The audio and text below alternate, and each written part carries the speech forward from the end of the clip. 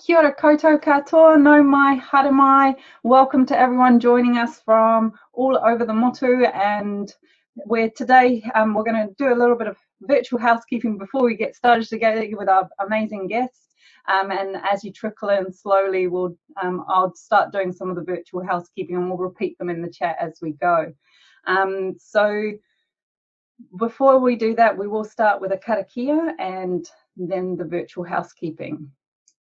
Whakataka te hau ki te uru, whakataka te hau ki te tonga, kia mā kina kina ki uta, kia mā taratara ki tai, e hi ake ana te atakura, he tio, he huka, he hau hu, ti hei mauri ora.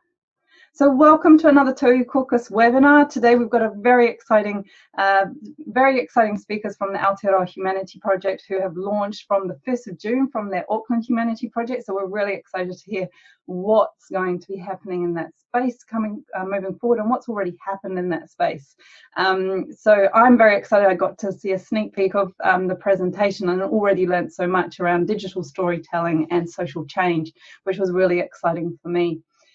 For all of you, so there's quite a few of you already in our webinar.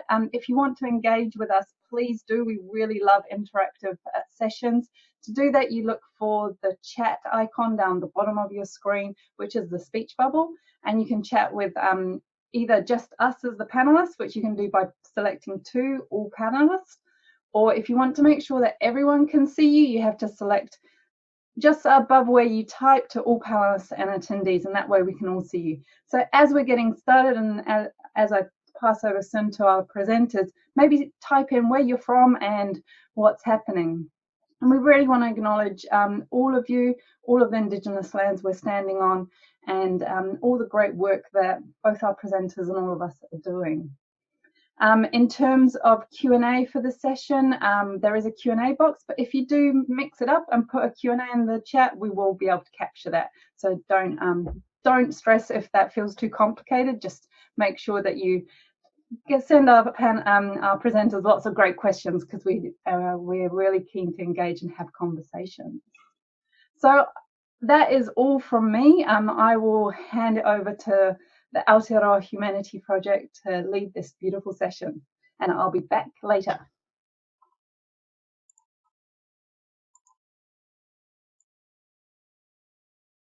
Okay, kia ora everyone. My name is Q, and this is Kelly. Hi everyone.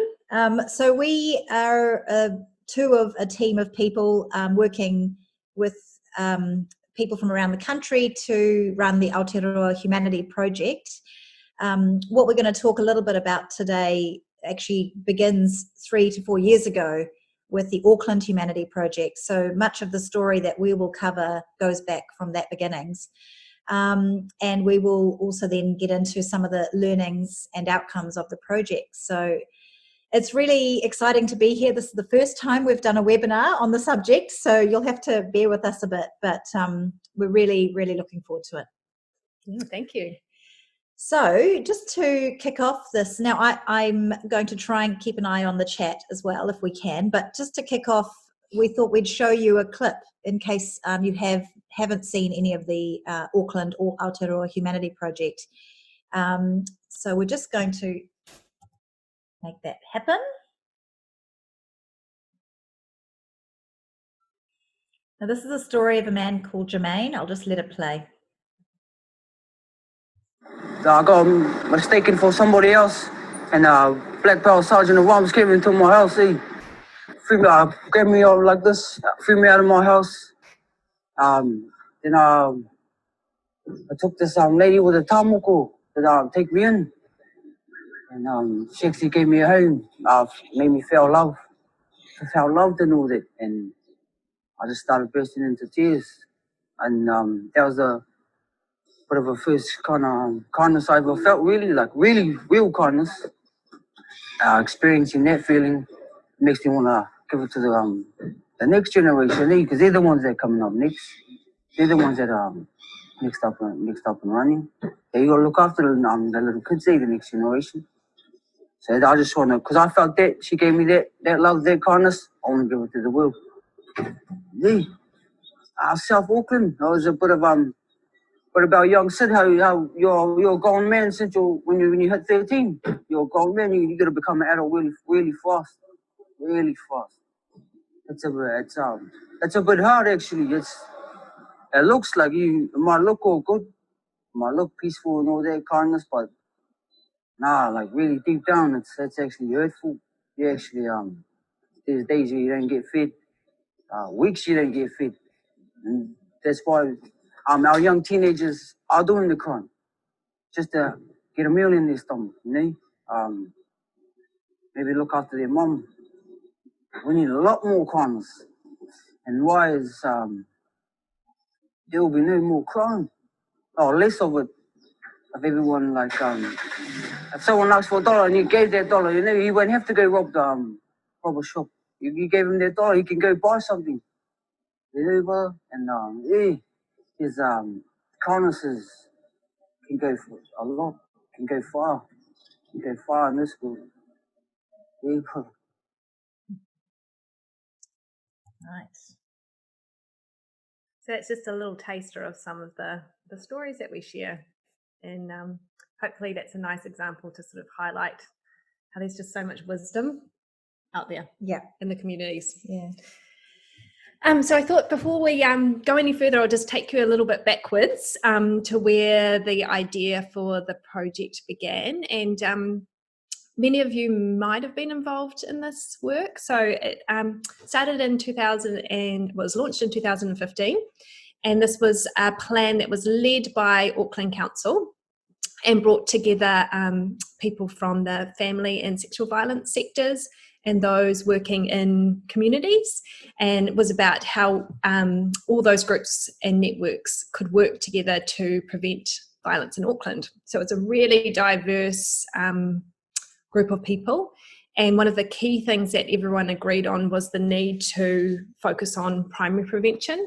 So how could we create a city where violence just didn't actually happen anymore? That was sort of the big dream that we thought about, and so we were really looking at ways that we could build up protective factors within Auckland. So we had that idea, and then the other thing we knew is that obviously more and more people are sort of living much of their lives online, and the importance and popularity of social media. So the concept was looking at how we could maybe use social media to start a regional conversation around preventing violence through building of protective factors. The second key piece of research that sort of underpins the project was the Wellbeing in Waitemata project. And I think I can see, yes, Deb Humphreys. That's our North Shore Family Violence Network, was one of our key partners with this. So this was a project that was led by Auckland Council with Ministry of Social Development and 3 family violence networks based in West Auckland and on the North Shore. And they took the framework that was developed by ACC and MSD. It was called the Draft Shared Framework for Understanding the Primary Prevention of Family and Sexual Violence. So part of that work was we took that framework, and then working alongside communities in the Waitemata region, we sort of co-designed these 8 protective factors. And these were some of the key things that we know prevent violence and keep people safe. So it was really good timing for us in that we had this really strong piece of evidence for how we could talk about protective factors within communities. So that was our second kind of big thing. And then alongside that too, we're in the process now of formally partnering with E Tū Whānau on the Aotearoa Humanity Project, but we just wanted to acknowledge E Tū Whānau's work in this space. So a number of years ago, they ran a series of hui all across Aotearoa, and they asked people what would they see and hear and experience within whānau that were thriving.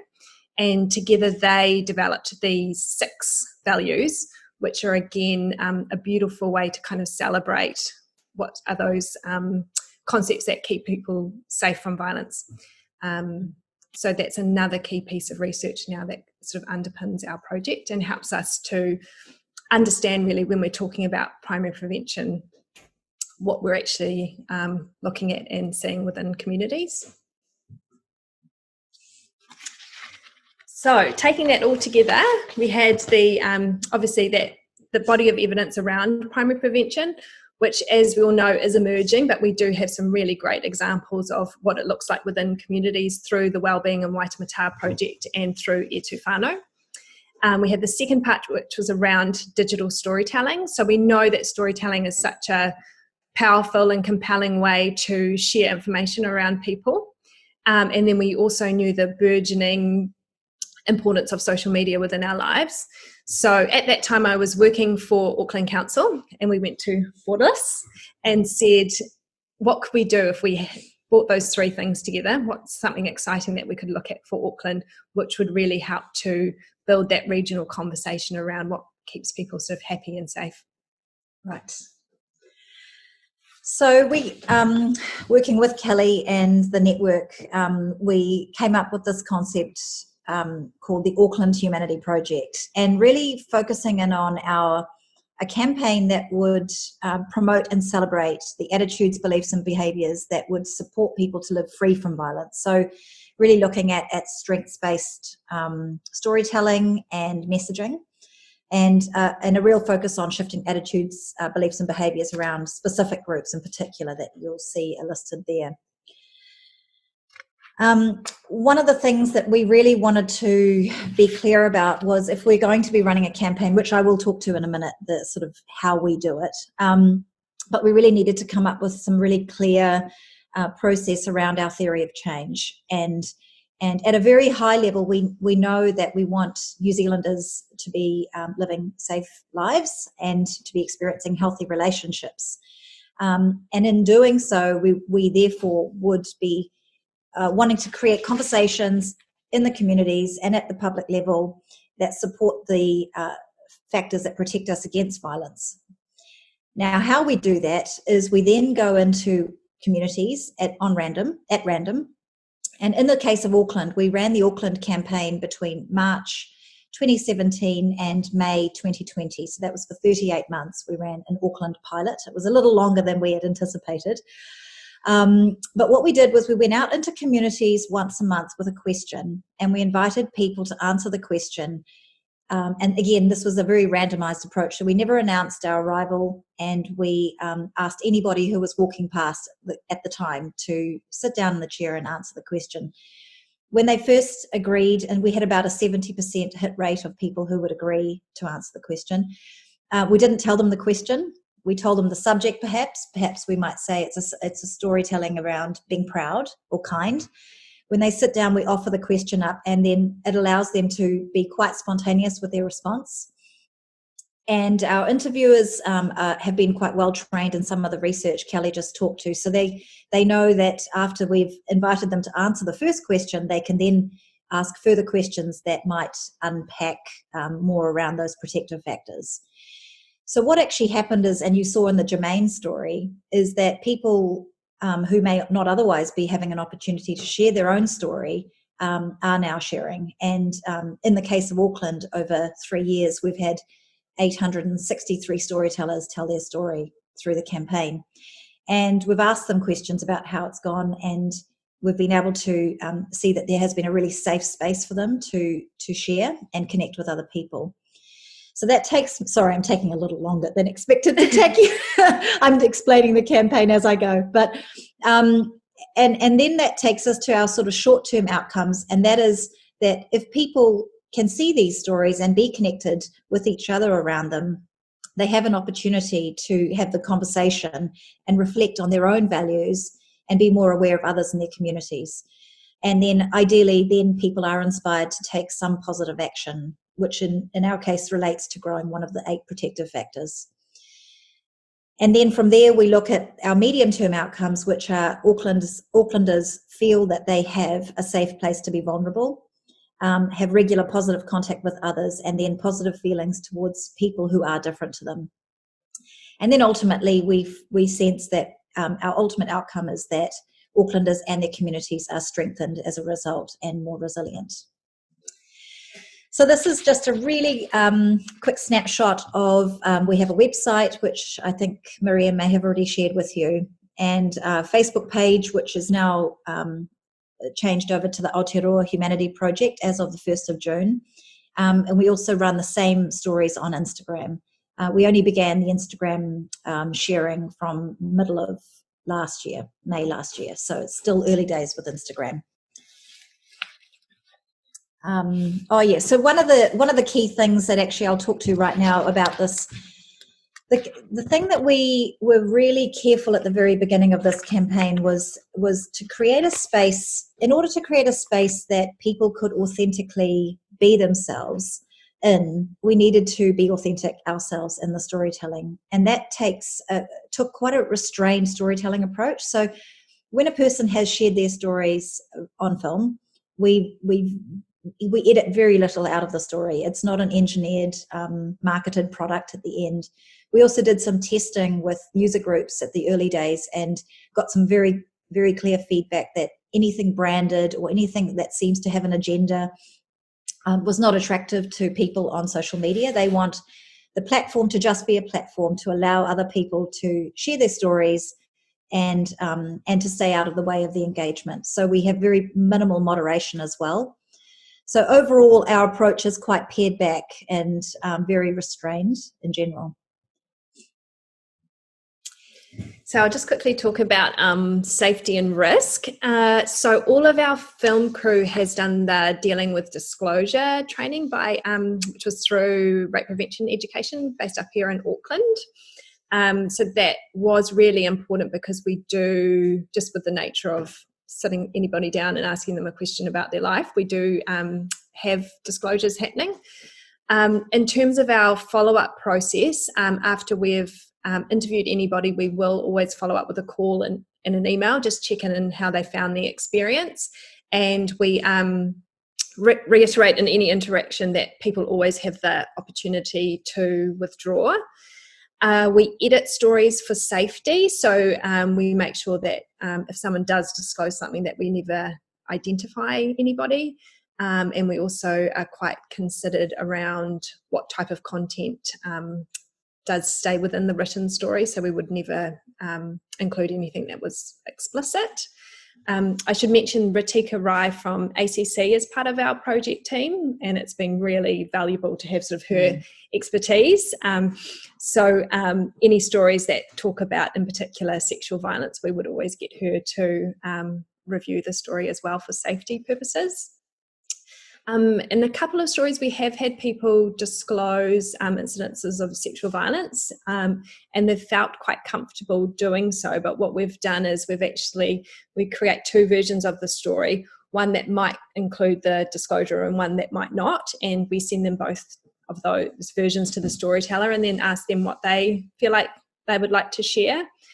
So that's been quite a really interesting way to see what people feel comfortable with. And we've had people come back both ways, both saying, no, that doesn't feel good for me. And then other people feeling like, yes, I really want to share that part of my story. We include trigger warnings and helpline numbers on all our stories and posts where appropriate. And I think really importantly, we do high moderation. So any comments made on our stories are reviewed, and if anything is potentially harmful towards the storyteller or people in general, we will just delete and or hide a comment. And then we usually message that person as well to explain why we've done that. And it's been quite interesting. We've had people who have said something, and then I've contacted them to say, we've hidden your message because it was, kind of disrespectful towards our storyteller. And on quite a few occasions, we've had that person come back and say, oh, I'm really sorry. I just found it quite upsetting, and I didn't mean to react like that. And thank you, so it's been quite interesting as well to see how people can reflect on their actions afterwards. And we also, behind the scenes, work with services. So, for example, on stories that talk about, say, mental health issues, we have a good relationship with Home Care Medical, and they'll often, when I flag the story to them, they'll come in and make a comment. Actually, I think I've got an example on it's coming up later. But they'll come in and make a comment promoting their help services. What was interesting in the beginning was we were including helpline services within our post heading. So if someone was talking about mental health, we would include something like, if you're having issues with mental health, please contact, XXX. And feedback from focus groups is that people felt like that we were becoming an ad for that service, and that was making them less likely to engage. So again, it's sort of like reflecting the comment Q made around being quite pared back in our approach. So to work around that, now we're working behind the scenes with services, and we ask them to comment on the post, and that seems to sort of be a good way to not for people not to disengage with our content, but still have the ability to access help services as appropriate. Yeah, and meet people where they're at, I suppose. Yes, yeah, that's a big thing. So just talking a little bit into the social media and how it works, and I can certainly go into this a little bit more in more depth later if anyone's interested. We do share our stories across both Facebook and Instagram and Twitter as well, although that's not a very important, it's not a critical platform for us. And then we boost them, and the boosting enables us to reach people both at a geographic level, but also from a community of interest level. So in the case here, we've put in, if there is a woman who is a mother who is in a particular career, let's say a teacher, and who has interests in climate change and speaks to the subject, we might tag in people with those interest levels as a part of our targeted reach, so that enables us to gather, I guess, what we think of as the low-hanging fruit, so that the like-mindedness, but also then those networks bring in their networks, which enables the reach to be more organic and natural. So when people come into the conversations, in many cases they have opposing views, but they've come in through a warm lead, which helps grow organic reach.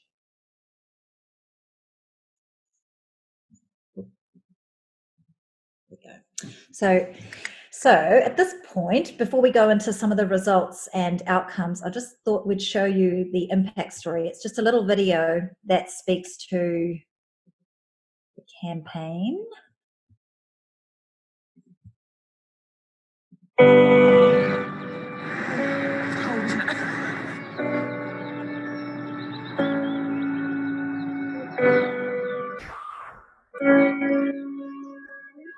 As a community, the more opportunities we have to connect with each other, the better off we'll be. Tahitanga means to come together and be one. In any case, you're getting a taste of this eclectic, young, elevated brother word to your mother. I've grown up with racism. It's like kind of normal. It's a thing you don't challenge. And so this year was the first time I actually challenged it. Even though I'm a mom, I still have a bit of a vibrant side to me, and I just wanted to express that. Camping out, I call it, and I don't really call it homelessness. Just came in and took the baby, and he's just pretty sad, eh? To all the youth in Papua, just know that you are amazing and awesome. I must say I have a friend every night at 5:30, and I put that down to my longevity.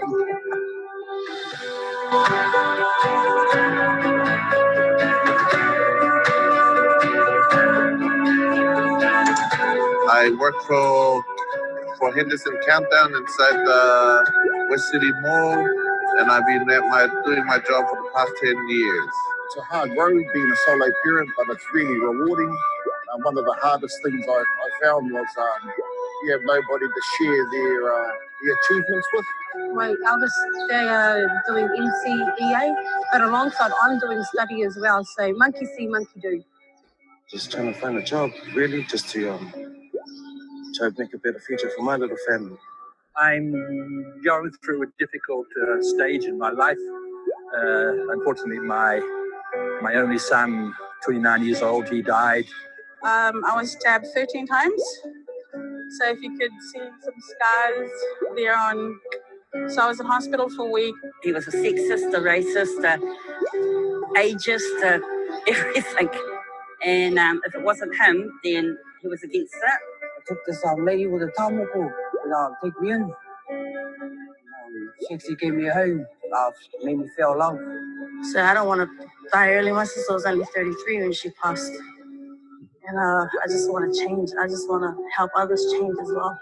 She said on a Sunday morning, I'm scared of you, Jim, when you're drunk. So I stopped drinking the next day. What I say to the community is kia kaha.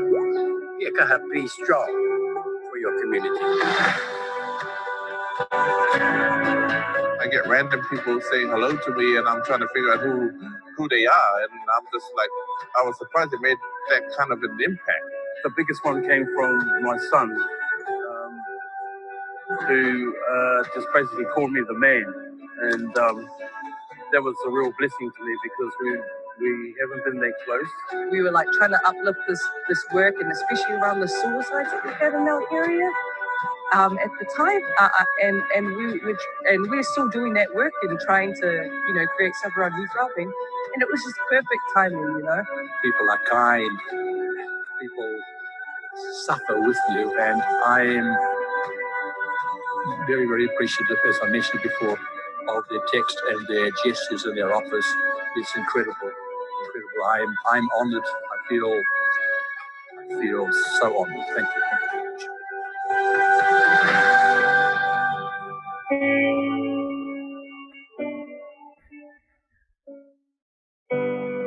Sorry.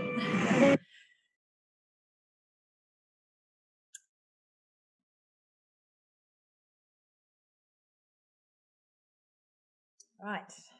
So awesome. So just in terms of our immediate outcomes, so as Q mentioned, we have interviewed over 863 Aucklanders, and when we first started the project, obviously we were really had front of our mind that it needed to be a diverse group that reflected Auckland. But what was interesting is that Auckland is just diverse. So we took a random approach in that we just picked sort of three different suburbs every month, and just through the sheer diversity of Auckland, we actually have a very diverse group of storytellers. So it's almost 50-50 male, female. We have slightly higher Māori representation and slightly lower Asian representation. But aside from that, our ethnicity is pretty much well spread across and matches Auckland as well. And what was really exciting and pleasing to see is that 82% said that they had a really positive experience with the campaign.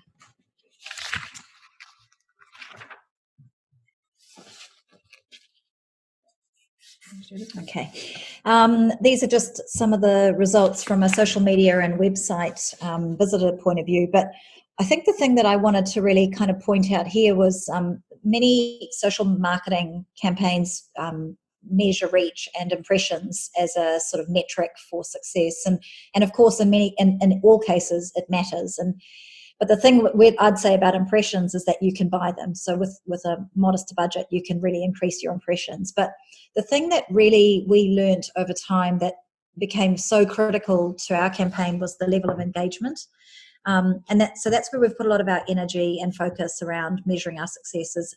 And in the early days we were in the tens and the hundreds and then up in the thousands, and I think every month now we're looking at sort of 40,000 engagements. And engagement basically is a like, love, comment, or a share. So a click on a post, which indicates that the person has actually engaged with the post. And what that then means is that people are taking that first step to do something, an action, which in social media world is defined by that. So that's sort of where we are with our measurements. We continue to monitor every month and track how things are improving, and we generally are tracking upwards. Oops. Okay. So what's been really encouraging to see is that we've had over 200 different services or community organisations and networks engage with the campaign, and that might be something from commenting on a story or also sharing that story within their network. So it's been really interesting and encouraging to see such a wide and diverse group of organisations and networks engage with our campaign and the value that they're seeing in the work as well. So we did do a survey of those who had commented or shared on one of our story, and those are just a couple of quotes that sort of talk about the different ways that people are using the project and the stories. So I think there's lots more opportunity to look at how we can work better across the system as well. This is one such example. So Honea talked about becoming sober and the support that he had to give up drinking and also drugs. So in this story, he talked about the support that he got from Vision West. And then you can see within the comments that someone came in and said, yes, I was homeless and, sorry, I'm just going to read it nice up close. Yeah. So I was homeless and I got my own place through Vision West in Auckland. So everyone, if you're homeless, go to Vision West. And then I think that's just a nice example because we know that people, in terms of actually reaching out to services, it's such a small percentage of people, and that generally when people need help they turn to like their friends or sort of family and that kind of thing. So I think this is a really nice example of just showing in an organic way where a service has been brought in. And I did send that to Vision West as well just to show them, and they thought that it was a really great thing to see. And then in the middle is just an example of the alcohol, drug and helpline. So because Honea talked about issues with alcohol and drugs, I contacted the alcohol drug helpline and asked them if they could make a comment promoting their services, and they went in and within the comments did that. So it's just a nice example of sort of the behind the scenes way that we're working alongside services, but on the face of things it looks very organic. And just touching a little bit on some of our surveys, we've run 4 surveys with our Facebook audience now, just asking them at a high level, what, if anything, have you done or thought differently as a result of the Auckland Humanity Project? So in one of the surveys, they said that 91% of them said they had been positively influenced, and some of the things that they've been influenced in is becoming less judgmental, more empathetic, more compassionate, or gaining insight into someone else's lives. So what's really interesting is the concept of empathy is really seems to be coming through more and more in the surveying that we've been doing. I think partly that's because as part of our narrative as a society, we're talking more into empathy or and questioning whether that has a lot to do with a lot of things. But yeah, it seems to be something that's connecting with people through here.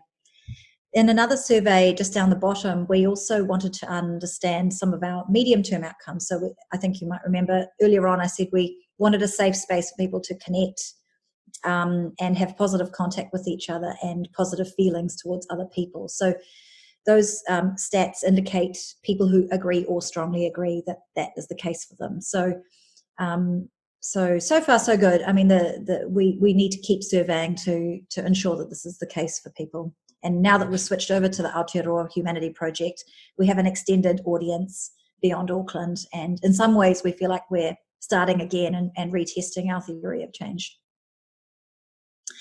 So this is just a little section on what we've been learning.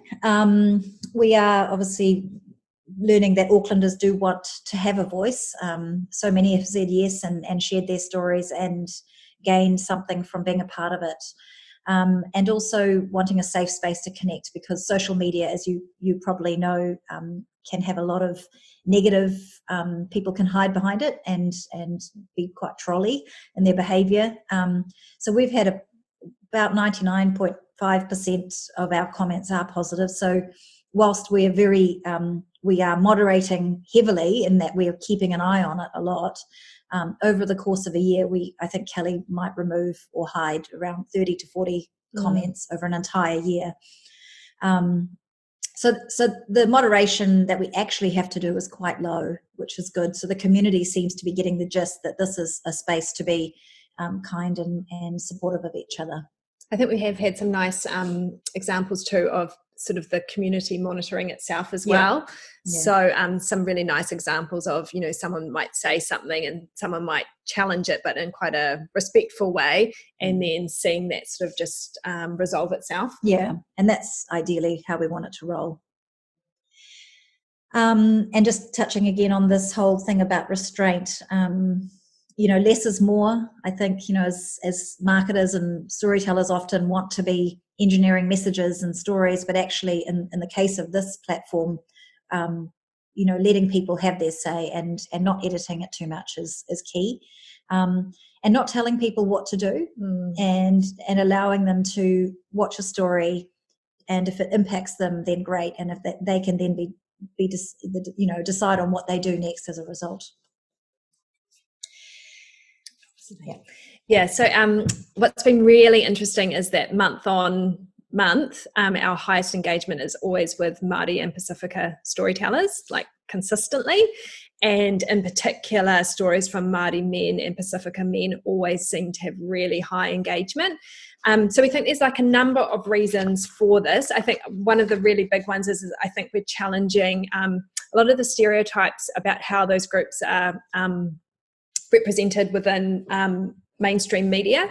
So what we see, how we see Māori and Pacifica men normally represented in the media, and then how our stories really show how they actually are. I think that's been it's really just shown what such a strong need for those types of stories, for people to see themselves how they actually are, instead of in this sort of sensationalized sort of world. Yeah.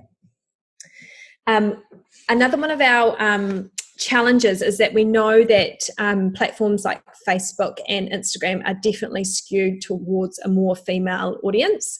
So generally speaking, I think Facebook is around 70% female. Is that right? Yeah. So we know that we need to work sort of extra hard to be able to reach men.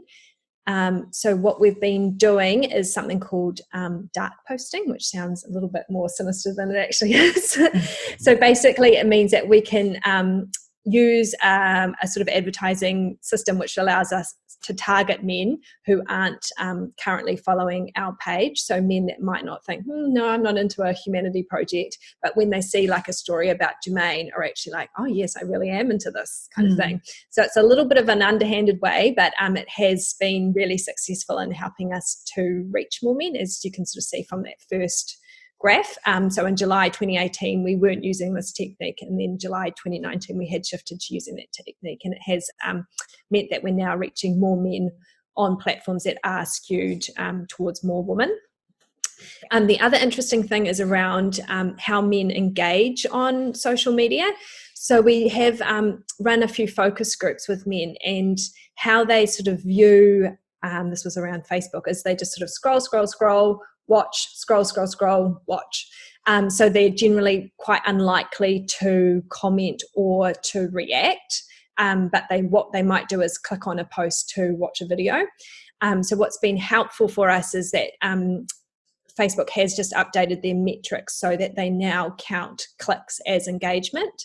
And so I think when we're just looking at how men engage, we just need to understand that they might not be reacting, or they might not be sharing or commenting, but the fact that they've stopped, clicked, and then watched a video is a sign that they are engaged with the content. Yeah. So that's all the learnings that we've sort of got here for now. But I guess we're at the stage where after 38 months, we've just kicked off the Aotearoa Humanity Project. So all we did was switch the Auckland one over to Aotearoa. We've maintained the same audience on Facebook and on Instagram. Our website is now branded Aotearoa, and we're extending all of our storytelling to across the country. And our approach will remain the same. Our ambition is still to be able to provide a safe space for all of New Zealanders to connect, to be vulnerable, to share safely, and to then affirm and support each other on the platform. So it's early days, and I think we're about half a month into it. So just talking a little bit into what we're going to be doing, though, in particular as we extend the campaign. Yeah, so one of the things when we were thinking about how the Aotearoa Humanity Project might work is we were really clear that we didn't want to be an Auckland-based team that sort of flies into a town, collects some stories, and then flies out. We really wanted to look at how we could build the capability of communities and enrich them as part of the project And so the idea that we have, that we've just started, is we're looking at partnering with E Tū Whānau and using all the amazing community networks that they have around Aotearoa. So how we have done this first round of filming is we do have Dean, who's based here in Auckland. He's been, for example, he flew down to Wellington and met 2 young women from one of the E Tū Whānau networks who were interested in digital storytelling. And he actually did all the Wellington filming with those 2 women. And so they got to experience the campaign, how we do the interviewing, how we film, how we interact with people. And then the idea is that over time they could become sort of independent and start capturing stories by themselves for the wider project. So we're looking at doing that all around the country. So partnering with local communities and working alongside them to capture stories and share, and with the idea that that's enriching some people from within the communities with digital storytelling skills. The other thing that we're really interested in doing is providing people with the opportunity to share their stories within their first languages. So we've done that sort of sporadically through Auckland. But what we'd like to do with the Aotearoa Humanity Project is be a lot more intentional around that. So to begin with, we are going to be looking at doing one story in Te Reo Māori each month, and then one story from another language. And we hope that that will help us to be able to, one, profile obviously the beauty of Te Reo Māori, but also to provide people whose English might not be fluent the opportunity to still participate in our project. We found within Auckland that our participants from Asian communities were a lot lower, and we think that English was sort of the barrier to their engagement. So we'd like to make sure that it's open to everybody. And then the fourth point is really around retesting our theory of change. So we don't want to assume that what was true for Auckland will be true for Aotearoa. So we're going to use the next 12 months to really retest our theory of change and tweak it and refine it and, build that case for Aotearoa. And now, that's it really from us. We'd love to have a discussion if you're up for it, and I'm just trying to click on the Q&A, but I can't open it for some reason. But we had a couple of questions to start off with. We'd love to just hear from you and what this campaign is doing to support sexual violence prevention work, and how we might add value to what you are working on now. And also, how could we connect more with you and support some of the on-the-ground work that's going on?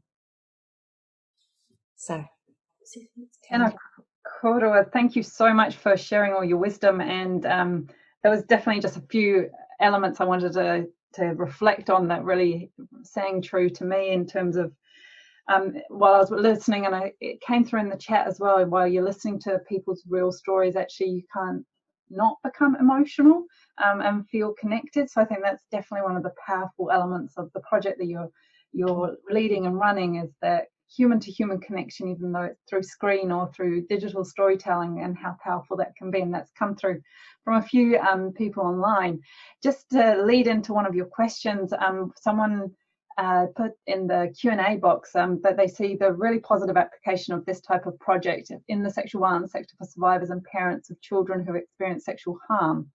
And so, as so often they're wanting to connect with others with similar experience. It would also be a good way of making it part of a bigger social discourse.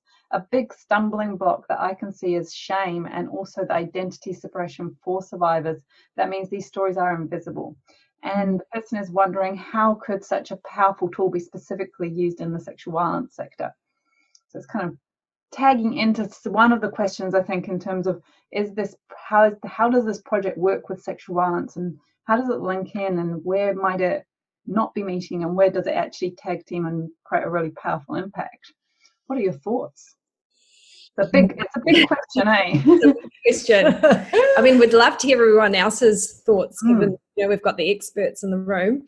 I think this month we are actually sharing a story from a survivor who talks about the benefit of her support group and therapy for living with her trauma, and it's actually a really powerful story around that sort of help and healing kind of space.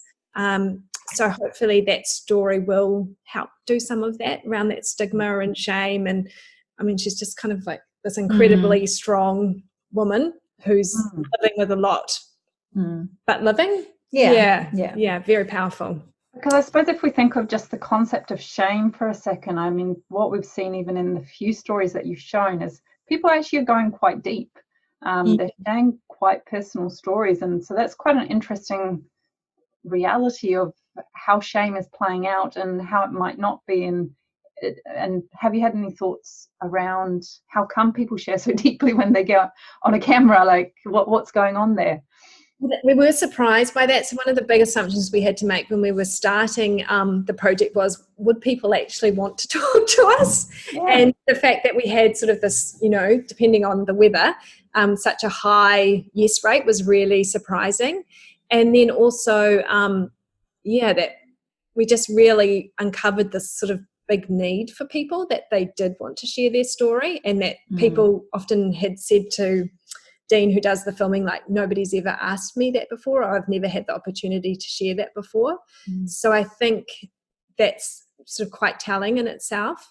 And then to be able to do so on a safe space online and get that positive feedback from, in this case, you know, other Aucklanders, but soon to be other New Zealanders, to really affirm and encourage and support has been, incredible. Yeah.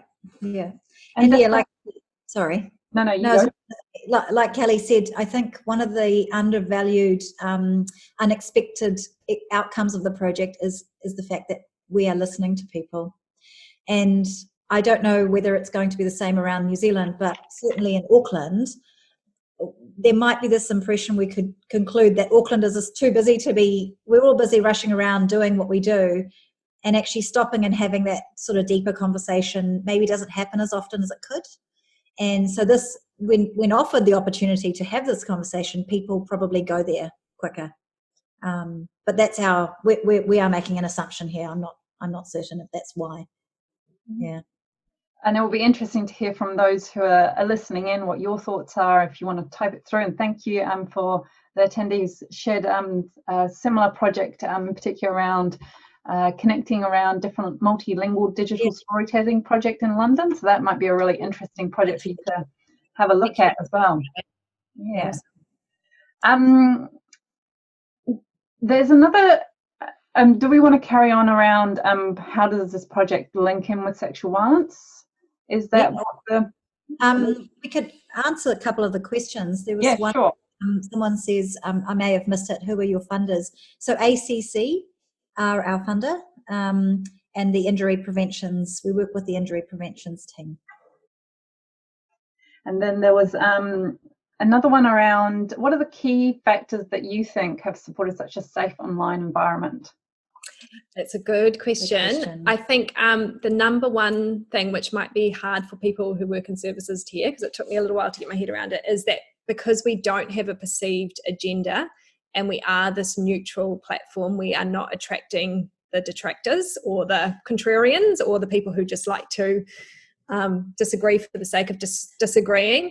So I know on other social pages like White Ribbon and It's Not Okay, they often attract people that are anti-White Ribbon and anti-It's Not Okay, and then, you know, they're often got quite loud voices as well, so it can really sort of hijack the page. But because we don't have a perceived agenda and we just appear to be a platform for people to share their stories, we're not really attracting those sort of negative and harmful responses. So I think that that neutrality and perceived lack of agenda is the most critical thing. And I'm just wondering, as we're chatting, if you want to maybe stop your screen share so we can just have us. Oh, yeah, sure. Sure. Yeah. And there's a comment in the chat which tag teams quite well with a question in the question box, which so someone is about to start a similar project with teen survivors, and that young people are actually going to stand in and tell their story. And someone in the question box tag teams and says, can this project work with children and youth to build protective factors early? Which is a really interesting question in terms of different audiences, different age groups, and what those protective factors, which I would add in broadening as well as of could this project help with online safety protective factors and understanding what that means? Yes, so that's been something that's sort of been swirling around from the very beginning. I guess one of our key issues is obviously in terms of social media, it's the age. So generally, I think on Facebook you're supposed to be 16, but I'm not sure how. I think lots of people under 16 have Facebook pages, and the same with Instagram as well. And also we were a little bit hamstrung in that needing parental permission to share stories as well has been a bit tricky. We did work with a school on I think it was the North Shore, where we gave them a heads up and asked if we could get parental permission to interview young people and ask them the questions so that we could share their stories online. But the fact that it wasn't spontaneous, you could feel that in the stories, and it just didn't quite work. Yeah. We had thoughts around what if we just took the concept into a school, and then the school, or it could be a classroom activity, interviewing peers could interview peers, and maybe they could package up the stories and then share them around the school. So we have had lots of different ideas, but nothing's really landed for us. So yeah, that might be something someone might be interested in working with us on. Yeah, great. And I think that ties into what you were saying before around how it's important for it to be authentic. And I remember in our practice session you were talking about how you had to unpeel some of the training that some of your editors and filmmakers had, and to really get that authenticity. And if it's staged and people are feeling like that they have to perform, that doesn't help that connectedness, which is what the rawness that we saw in those videos before. So yeah. Someone else asked, is there any way that some of the key helplines and service, potentially other response services, could provide with a heads up if a potentially triggering topic is being focused on, for example, youth suicide or sexual violence? So places like Youthline and others could be prepared. Yeah. So at the moment, my kind of key relationship is with Home Care Medical, because they kind of hold all those helpline numbers. And in terms of what they wanted, they just wanted to know once it was live. I think maybe because they just are juggling so many balls that knowing sort of too much in advance, they it's like too much for them to think about. To then plan to be plan. Yeah. So they don't hold all the helpline numbers. Oh, okay. Good to know. Yeah. So yes, we can look into that. Thank you, Shay.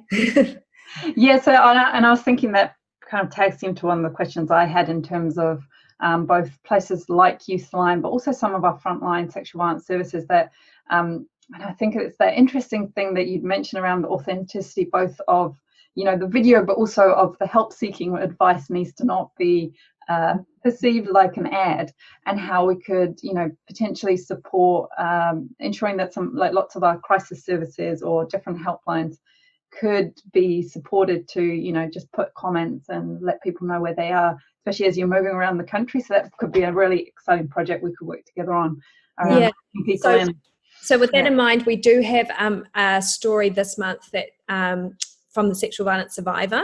So what I would love to be able to do is I could let you know the date and time that that's going to go live, and that if any organisations around the country want to come in and comment and promote their services, that would be amazing. Right. Just to answer the question about receiving negative or harmful responses, on occasion when a person is telling their story, they might name somebody else. And so if they ever do name a perpetrator or a family member who they were connected with around something, we, just in order to keep people safe, we do edit those things out of their story. Yeah. Can you think of any other scenarios where there's been harmful editing? No. I think Dean is very skilled and he's very good at steering the interview. So he potentially, if he can see something cropping up on the horizon, he's quite good at steering someone sort of the other way. Yeah. That sounds like quite a skill in itself, in terms of I really enjoyed what you said before around supporting the interviewers to know the protective factors so that those could be part of the interviewing process. And so if you now have a training program for your interview, like have you designed something that could be shared more broadly if people were interested in trying to develop their own storytelling project? Or so that's what we've been testing with the Shift to Aotearoa Humanity project, was looking at how we can build up the skills of those that we're working alongside of. So we are developing a little sort of training package, sort of like a little induction, which goes through the protective factors from the Wellbeing and Waitemata project, as well as E Tū Whānau. And we are sort of exploring an opportunity with E Tū Whānau, which would be around running some workshops with people with young people around the protective factors, but also digital storytelling. So again, that hopefully will help support that sort of capability building. Yeah. And just with the other comment that's come through, just to let everyone know, in the evaluation form that we'll be sending out later, there is a box to tick if you want to be linked in directly with the Aotearoa Humanity Project. So for all of you, if you want to get direct, if you want to be connected directly with Q and Kelly, just tick that box and add your email to the evaluation form, and we will link you in so that they can get in contact with those who might need to. So I think there's a bit of a cool project that can be developed after this webinar of linking services to your project, which will be great. Yeah. The other question, which was connected a little bit around your, what was it called? The dark posting. Very scary. In terms of, that most, how do you link into rugby clubs and have you? And I remember you saying that you had that boosting effect of, if it connects in that boosting effect, would you ever directly just target a rugby club or connect with Rugby New Zealand? Yes. Yeah, definitely. So if people ever, so when we review their stories, we'll just identify if they mention, for example, I'm part of this rugby league club, then I'll make a note of it, and then I will contact them via Facebook once their story is live and said, hey, this is one of your local participants, feel free to share your story, and we do get lots of shares that way. And that's a really nice way for us to sort of spark some organic kind of sharing and engagement. So, if people know the person, then they're much more likely to comment and react, and then also to share it. Quite a bit of my work is trying to identify who is within their sort of natural networks that we can just tap on and go, hey, check this out. Nice. Yeah. So we're coming towards the end. Just wondering if there's any last questions you want to ask the group. There's lots of nice comments coming through around that. People have found this project really uplifting and fantastic project. Thank you so much for sharing. We might be putting some questions that people can answer in our evaluation, so you can give us more feedback to this project directly. The last little comment that's come through: do you have plans for Christchurch? Are you going to head down there? Yes. Yep. And we would love to connect, Maggie, if you're keen.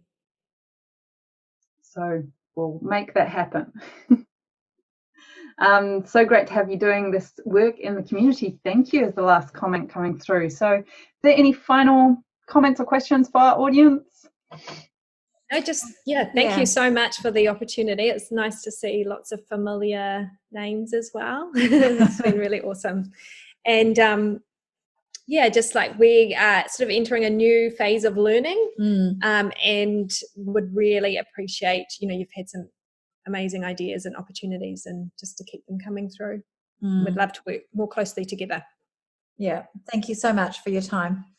Oh, thank you. And for me, there's always power in sharing and networking and building those relationships. So that for me was the exciting opportunity to have you both here in our little Toa Nestui Caucus webinar bubble. And it's great to see familiar and new names, at least on our attendee list. So hopefully people will keep joining us.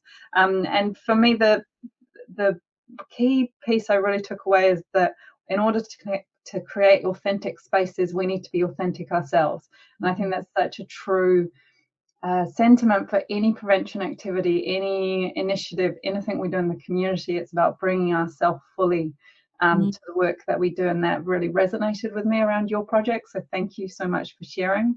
Thank you for your wisdom. Thank you for delving into the deep understandings of social media for us and gaining all those tips and tricks and learnings of how does it all work and how can we use sometimes those techniques that might feel like evil marketing tools for the greater good and sharing those with us. So